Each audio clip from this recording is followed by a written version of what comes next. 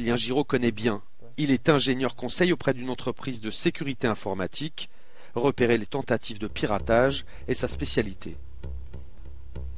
Donc par exemple ici on vient de recevoir un mail semblant provenir d'un service de paiement sur internet.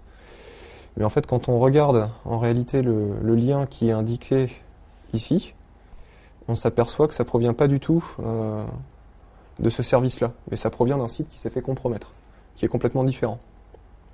Voilà, quand vous recevez ce genre de mail, c'est hautement suspicieux en fait. Il faut les supprimer tout de suite, il faut même pas les ouvrir, et encore moins cliquer sur les liens qui sont dedans.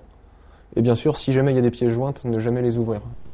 Autre tendance sur le web, bloquer le site d'une entreprise. Il y a des gens en fait qui vont inciter monsieur tout le monde à lancer un logiciel sur sa machine pour mettre hors service un site quelconque, donc que ce soit un site de banque, un site d'organisation quelconque, de société. Ça, vous allez le faire contre votre site. Voilà, moi je vais vous le montrer contre ce site-là. En fait, c'est le nôtre, donc ça pose pas de problème de le faire.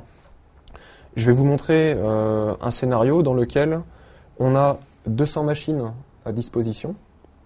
En cas pratique, ça sera pas 200, ça sera plutôt 2000, voire même des fois 2 millions. Hein. Là, j'en ai que 200 à disposition. Je vais utiliser 200 machines pour mettre hors service celui-là.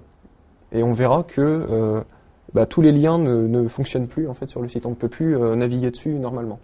J'ai juste à mettre l'URL du site qui correspond à celle-ci.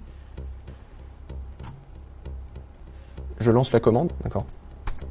À partir de ce moment-là, en fait, ça va se connecter sur toutes les machines. Et au bout d'un certain temps, en fait, le site ne va pas répondre. Il faut juste attendre un petit peu que ça se lance.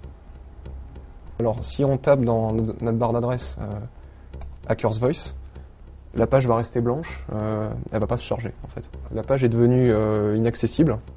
La plupart des sociétés qui se font attaquer ne portent jamais plainte, en fait. Elles ne donnent jamais suite.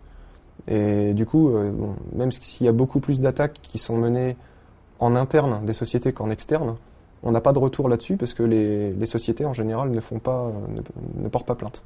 Pour l'image. Pour l'image, voilà, pour conserver une image, pour éviter de faire peur à ses clients, etc.